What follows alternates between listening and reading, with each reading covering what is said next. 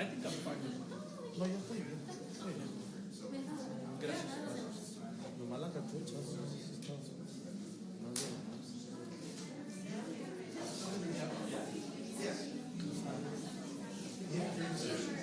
Ya está. Muy interesante.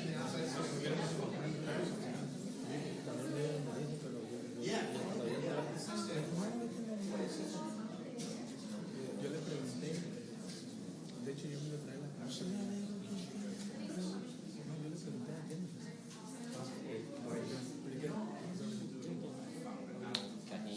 Juan, nice to meet you. I think we met over at last time. How are we doing?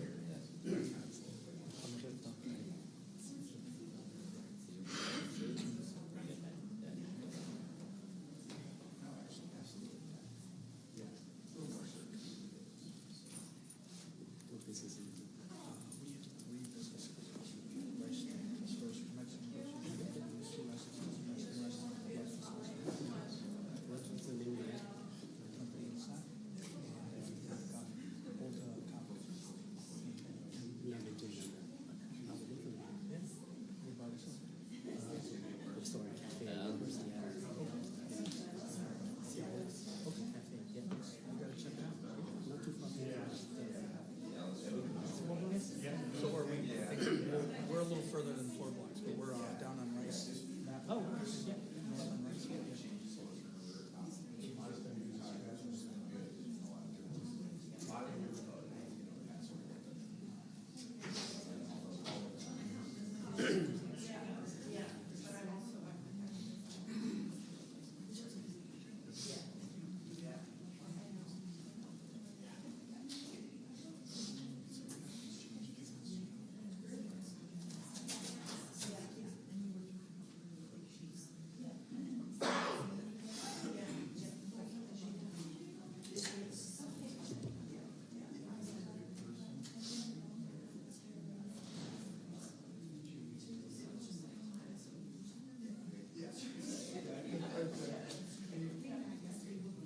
We'll stop for coffee after this.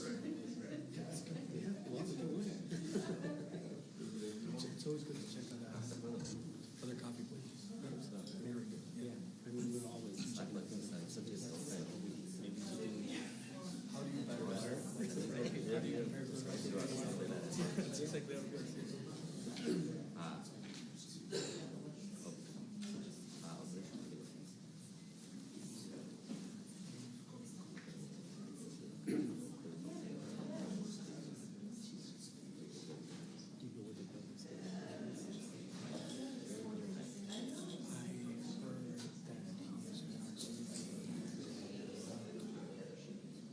Grant that he's presented. It's not through yet, but he's prioritizing.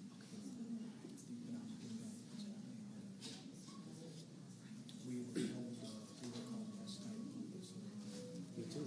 Pretty quick. That's great. I don't think there's going to be much resistance.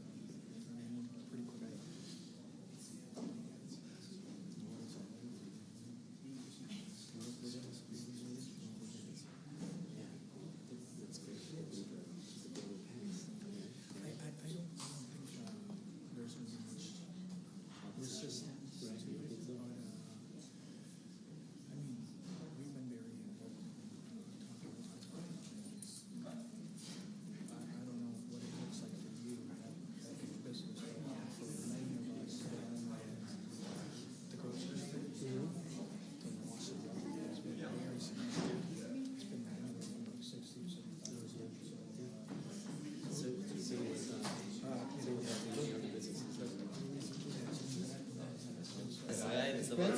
Make sure that she knows. Yes.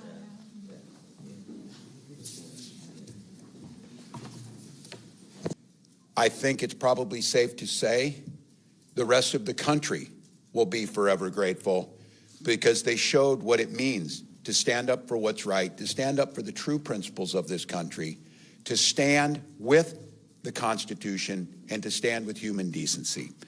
And so I want to note that the announcement today by Mr. Homan, this country with nothing, and build something to be proud of, build something that creates jobs, build something that creates this incredible diversity and a food scene across this state that is second to none, to entrepreneurship, to the work that they've done. Meeting a few weeks ago down at the Hmong market, and a gentleman who came here and got a food stall, and 3 of his children are now medical doctors that went through American universities to become medical doctors to help make this state the best for healthcare. Those are stories we should be celebrating, not dangerous police chases through peaceful neighborhoods, not little boys in little backpacks being hauled away, and not mourning of parents and family for American and Minnesota citizens being killed on the streets. So, Minnesota, on behalf of not just this state but the country, thank you. That same energy now needs to be directed towards recovery, to finding ways that people have done during these challenging months to go forward. So I want to say this damage is still being assessed, but we do know, and you're going to hear from some folks, you're going to hear from Henry, you'll hear from Commissioner Verlick about where we're at on the front end of this, and we're going to be proposing a reinstitution of our small business emergency fund. It's what we used very successfully during COVID in the recovery and the economic recovery that we saw in Minnesota that outpaced most of the rest of the country. We're going to be proposing a first-time $10 million one-time targeted loans, forgivable loans that we know, and I want to be very clear, is a very small piece of this, but what I am going to challenge as we get ready to start here in a few days, the legislative session, this legislative session needs to be about recovery of the damage that's been done to us. I am also asking our team, and I'm going to make appeals to our federal delegation, changes that need to be made, the investments that need to come back. They need to show, they being the federal government and they being this administration, they need to do more. But I'm not going to hold my breath that the federal government's going to do the right thing. What I am going to do is I'm going to bet on the people of this state. And when we come into this legislative session, an expectation is this should be a bipartisan effort to protect these businesses, to protect what we have in Minnesota, to make changes here to improve this state. That should be very easy. And I think we've seen just some of the data surrounding this. There's very few things in this state that are more unpopular than what just happened to us, and there's few things that are more popular than recovery and supporting small businesses. So Minnesota, I know you've been through a lot. I know that we're still in the deep part of winter, but it's going to be 40 today here. The sun's going to be shining, probably a pretty good metaphor for spring is out there, summer over the horizon, but it's going to take a lot of work. So the expectation is of myself and our administration and the elected leaders, we get busy in this legislative session and start repairing the damage from this, start putting in safeguards that it doesn't happen again. And I think using the momentum that we have to celebrate, Minnesota's reputation has been pretty well solidified out there of caring, gritty people who back down to nothing and do the right thing for their neighbors. And I think now we continue that same attitude into this legislative session and into this recovery to help the folks standing behind me and thousands of others to get back what they do best, creating jobs, creating opportunities, creating a good life, being able to see their children go off to school and then celebrate by, watching a baseball game when things start up here this spring. We're not asking that much, but there's going to be work to do. You've got our pledge that we will do everything possible to make that happen, and today is a very small first step, but it is a concrete step that can make a difference. With that, I'm going to turn to Deed Commissioner Matt Verlick to talk a little bit about how we expect this program to work, and then we'll hear from Henry as a spokesperson for what the impact has been of a small business and what this can do to help. Commissioner Verlick. Good morning, everybody, and thank you, Governor. And I would echo, first of all, the governor's sense of Minnesota pride right now for all that we've been through and the way we have stood up, and also the optimism about the fact that we now may be at a transition point in this process, if indeed the federal presence will be winding down. But I want to emphasize what he said, that the economic impacts will be very long-lasting. It was maybe a couple of weeks ago or so that we stood up with some of these very same small business owners and highlighted there the massive negative economic impact that is resulting from the fact that a lot of workers don't feel comfortable showing up. A lot of customers don't feel comfortable showing up, and so we're seeing massive reductions in that foot traffic, massive reductions in revenue, et cetera. And so that's why it is so important, first of all, that the governor launched the Shop Local campaign as part of our Shop Local Stand Together effort in this month of February, and now this additional measure of the $10 million in targeted small business partially forgivable loans we think is another important step. And just to elaborate on that a little bit, the notion is that the loans would be 0% over 3 years. After 1 year, there would be an opportunity to seek 50% forgiveness on the basis of proving that you have had substantial impacts from the presence of the federal agents. The eligibility would be businesses with annual revenues between $200,000 and $4 million, so it's targeting small businesses, and the value of the loans between $2,500 and $25,000.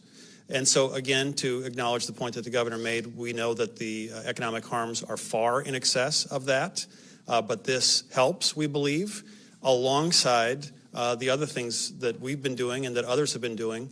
Also would note that we're working with some private sector partners to seek reduction or even elimination of some of the fees that private sector service providers provide to small businesses. Not sure, if they will take us up on that, but that's one other effort we're doing.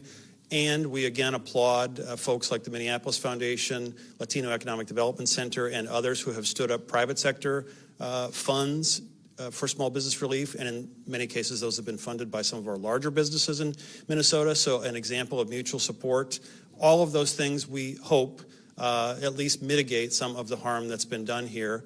And to give you an example of that harm, I mean, number one, last night I was out at a great place, Sabores Fresh Market in St. Paul, a grocery store that has a restaurant in the back. I had some great pupusas, but heard heartbreaking stories once again of what massive impact there has been. And likewise, we are going to hear that story from Henry, who runs a supermercado in St. Paul as well. So Henry, if you would please join us and share your story. Thank you. Okay. I want to say thank you for everyone here. Thank you for the Governor Walz and the Commissioner Berling. I apologize for my accent. I want to speak in Spanish, but I had to speak English today. Spanish is my first language. I came from Colombia 23 years ago, looking for American dream. Many people, many immigrants from different countries came to America looking for the same thing, and we are working hard, and now it's difficult times for many families, for us, for many businesses, but we're still working hard every day, no matter what happens. We believe in our governor, we believe in the law, we believe in America. We're working for the dream. I want to read something that I wrote last night. Okay, my name is Henry Garnica. I own a Centromex supermarket at the East St. Paul, along with the partnership distribution company that serve other small businesses in the Midwest. Centromex is a neighborhood corner store with open door to welcome all people. It is a space where everyone feels comfortable to be in.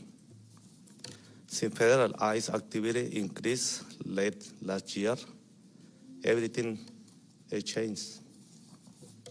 On December 11, my store was targeted. We were lucky.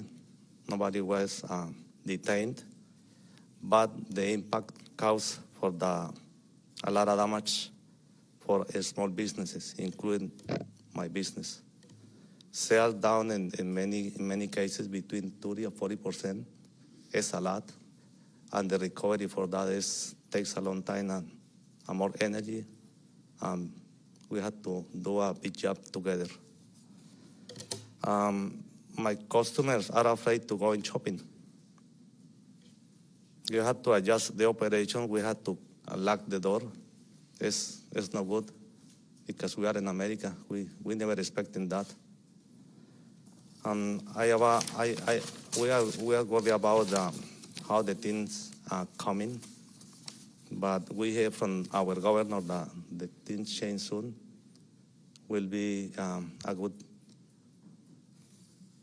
environment for everybody, for the whole communities, not only for immigrants, not only for Latinos, not only for Afro-Americans, it's for the whole community, for the whole Minnesotans.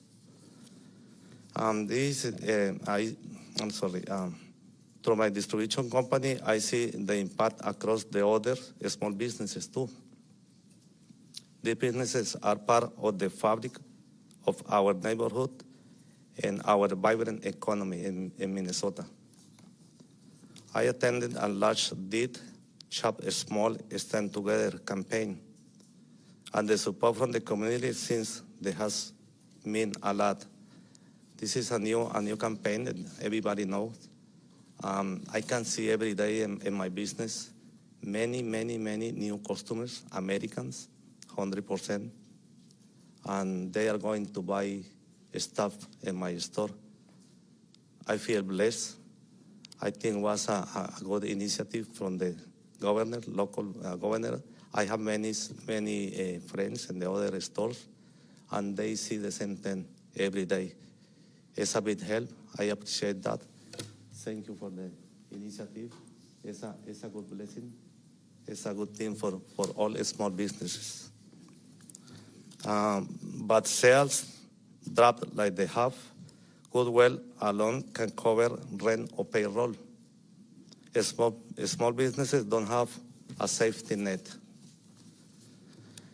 The proposed 10 million forgiveness loan package could be give a business like breathing room to keep employees, to keep the staff, to keep paying the payroll, to keep restocking the shelf. But we need more. I think we're expecting at least 3 or 4 or maybe 6 months for recover the business again, because we are in a really tough situation. With the community support and smart economic relief, we can move forward. Finally, I want to say I am grateful for leaders who are standing with the small businesses during this difficult time. I am also incredibly thankful for the community members and volunteers who show up to help every day, no matter the weather. Our governor says people working below zero, 20 below zero, and many volunteers without anything, expecting to get any money. They support in the small business, they support in the communities, not only in the East St. Paul. I understand it's in the whole Minnesota state. It's why I feel really proud living in Minnesota. My respect for the all volunteers, my respect for the all Minnesotan people, for the governor, for the police department, for everybody. We feel safe, but we need to feel the freedom again. This is a thing that I had to keep it every day. Almost I put it on my pillow, make sure don't forget it for the next day. And the other thing I had to keep on my pocket is my ID. But hopefully we don't have to do this more. Finally, no matter the weather, the volunteers working strong with the warmer hearts, and they are a good example of the peace, love, and big community in Minnesota with an entire community. Thank you, Governor Walz. Thank you, Commissioner. Thank you, and thank you for everybody. And God bless the all volunteers. God bless Minnesota. God bless all Minnesotans and all the small businesses, because we need to work hard and make the Minnesota hard, strong, and big state. And thank you so much for the opportunity. Grateful. Appreciate it.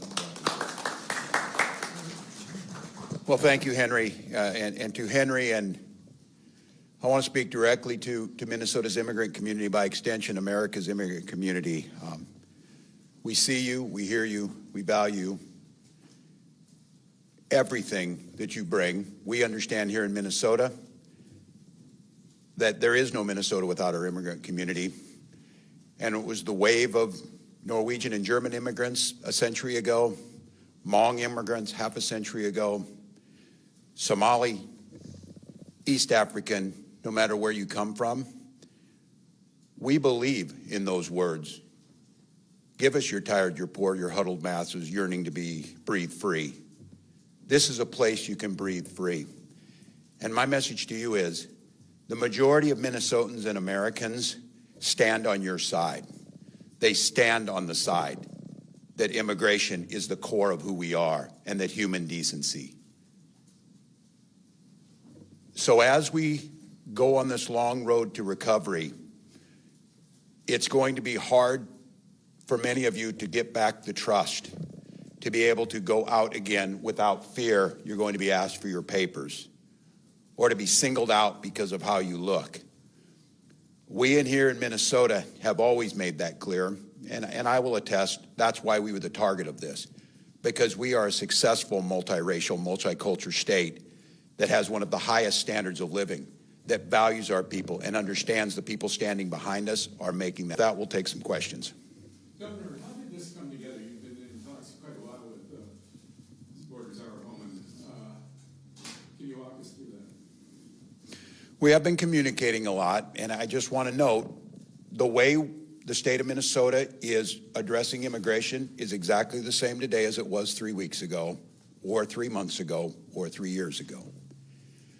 We've said that we are more than willing, and we understand it's our responsibility, and we support humane, rule of law immigration reform. It's why I've advocated as a member of Congress and as a governor that we need to have reforms that allow a path to citizenship for the folks we want here and the ability to do targeted enforcement for those who shouldn't be here.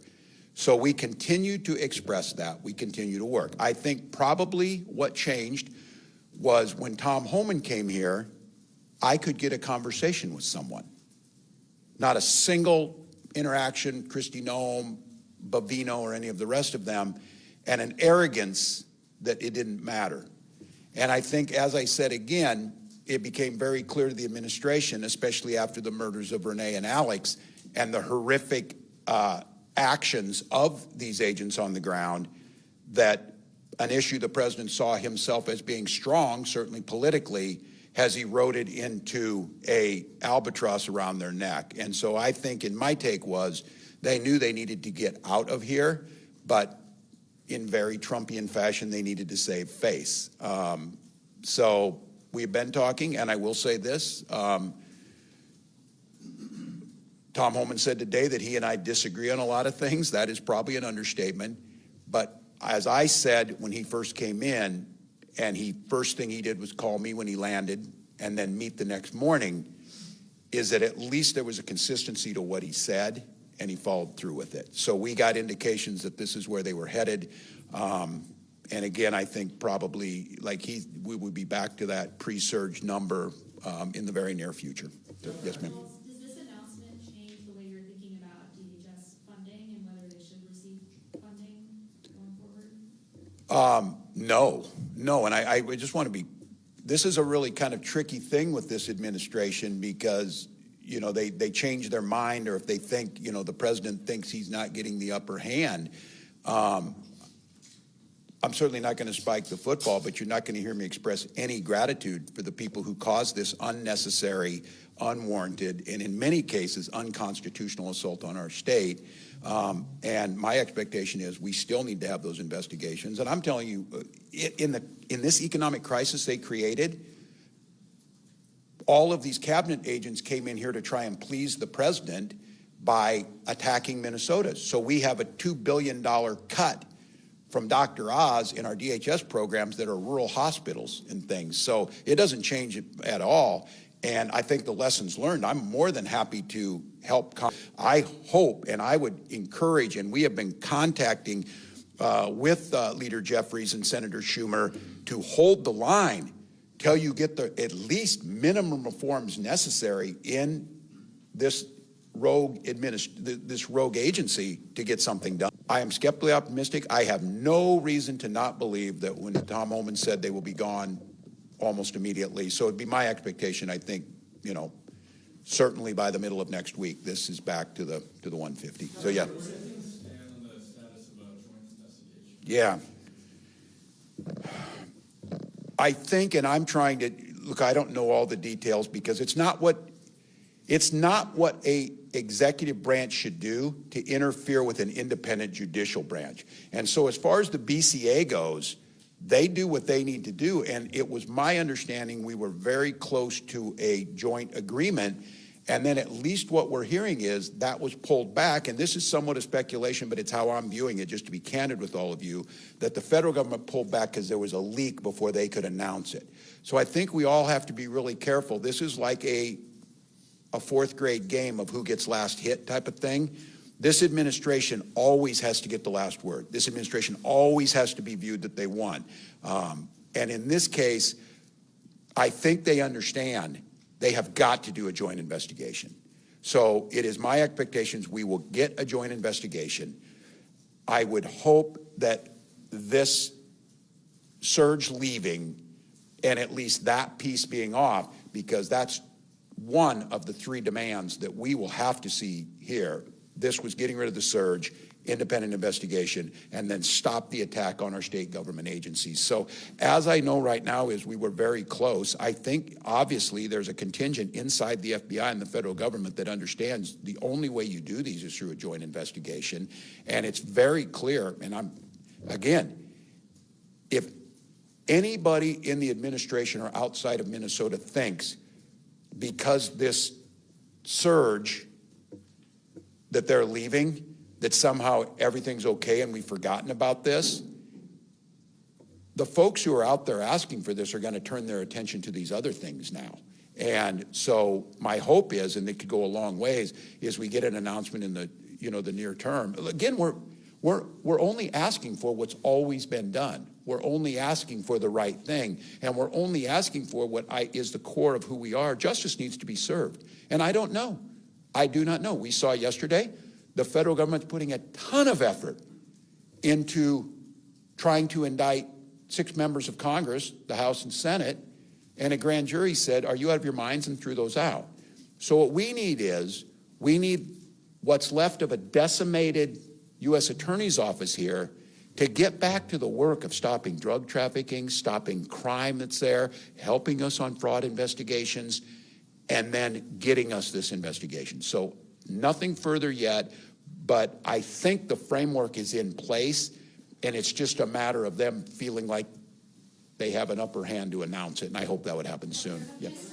Go ahead. There are folks who have concerns about this final agreement. Can you talk about what is in that, and has anything changed from the state's? Nothing has changed. The final agreement was that Minnesota would continue to do what we do, which is law enforcement, honor, those things, and that we would do what has always been expected and has done for decades here, is if there's someone who is in a Minnesota prison and there is an ICE asking us to hold them, once their sentence is served, we notify ICE and turn them over. And that has, in every single case, you've done the investigative work, that's what's happened. So nothing has been changed. They continued to ask me. One of their demands is that I ask people to be peaceful in their protesting. That's an easy thing for me to do because that's what I said. But I'm not going to ask them to not be on the streets. I'm not going to ask them to give up their constitutional, their First Amendment rights, their Second Amendment rights, their Fourth Amendment rights, and for the state, the 10th Amendment rights. So what I've been telling you is this is exactly what we've been doing. And when I went to Congress 2 months ago and testified for 8 hours, as they incorrectly said Minnesota is not adhering to this, I testified for 8 hours. Nothing came out of that, and yet they came here. So I think to tell people, we're just going to follow the law. And when it comes to this, no one's disagreeing that you shouldn't have immigration enforcement. But it should be with due process, and everybody gets that. And it certainly should be done humanely. And you certainly, if you're truly going to focus on the worst of the worst, Why are you going after our neighbors who are in the system, following the law, trying to reach naturalization? That doesn't make any sense. So Minnesota's doing what we did, but I'll tell you what, it steeled our resolve of how much we're going to protect our immigrant community. It steeled our resolve that we will do what we should do, they should do their job, and it's become very apparent to the people of America that this is not the way to do it. This is not the way to go about it. This doesn't make us any safer. And so with that, yeah, go ahead. Any updates, any progress on the flow of federal dollars to state agencies, state programs, that sort of thing? No, not. Thank you for the question. And this question about the flow of federal dollars, and and you saw this. I think you saw it yesterday in the hearing on Capitol Hill on the Epstein files. Each of these agency heads, and I mean that is certainly troubling in that about the non-independence of the branch of the AG's office, law enforcement. But each of these cabinet secretaries wanted to please their boss so much, they just came to Minnesota and piled things onto us, piled in data requests, piled in letters, threatened to withhold money, threatened to do all of this. Those are the things that are doing immense damage at a time when we're going to need that. And I remind people of this. Minnesota contributes more than we get from the federal government. When it came time to look at things like a scale on how solid and lack of corruption in state government, Minnesota ranks in the top 5 best states. All of the things about running things and doing it right, we follow the law, we do it right, we provide more federal dollars. And in my opinion, this unallotment around what Congress has appropriated and what the law says Minnesota should get, the president is arbitrarily, and his cabinet secretaries are arbitrarily holding that money. So back to this first question to end on, this about what DHS reform should do. We are pushing our congressional allies, and I would think the Republicans in this, before any deal is made with DHS funding, all of them need to quit this assault of next few days with some of these folks leaving, that the potential for an incident like we saw up here near the cathedral with this chase yesterday. What we don't need is some horrific thing happening on the way out. But I will say, as we started on this in the hours after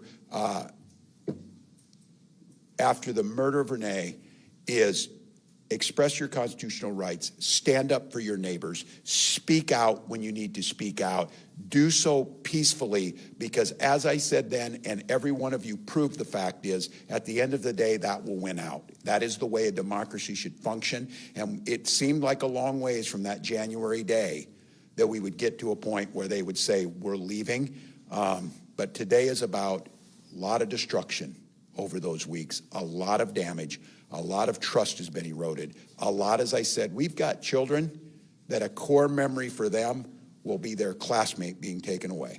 And that will stick with them the rest of their lives. And my hope is what sticks with them is human decency wins out, rule of law matters, that arc of the moral universe is bending towards justice, and we are under no illusions that it will magically happen itself. All of what we're talking about today was put onto Minnesota, and it was Minnesota citizens, I'll say it again, nameless, faceless folks who were endured whatever it took to make a difference. So our work is beginning here. We'll do the recovery, encouraging the legislative leaders to get ready for a recovery session. And my certainly on this is back these proposals and let's get this money to these businesses and get back to normal. Thanks, folks. Thank you all. Grateful. Come in for a quick photo.